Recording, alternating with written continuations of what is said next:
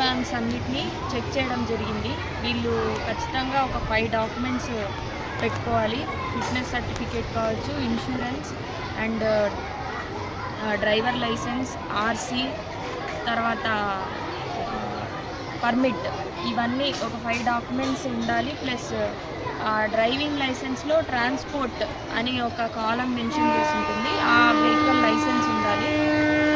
వీటన్నిటిని చెక్ చేసినప్పుడు ఆదోనిలో ఆల్మోస్ట్ ఆల్ కంప్లీట్ అయ్యాయి. ప్రతి స్కూల్ అండ్ కాలేజెస్లోనూ ఈ 5 certificates up to date maintain చేస్తున్నారు యాజ్ పర్ ఎంబీఐ గారి ఇన్స్పెక్షన్ ప్రకారము.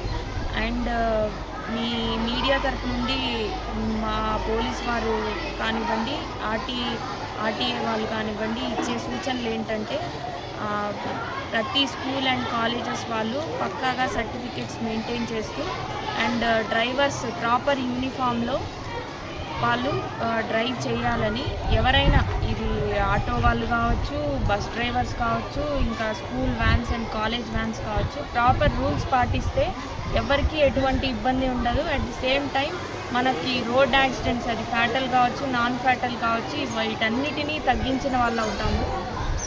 అండ్ స్పీడ్ లిమిట్ కూడా మనకు ఎంత స్పీడ్ లిమిట్లో వెళ్ళాలో అంత స్పీడ్ లిమిట్లోనే వెళ్తే ఇలాంటి స్కూల్ వ్యాన్స్ కానివ్వండి, కాలేజ్ వ్యాన్స్ కానివ్వండి, ఏవి కానీ యాక్సిడెంట్స్కి గురవ్వకుండా ఉంటాయి.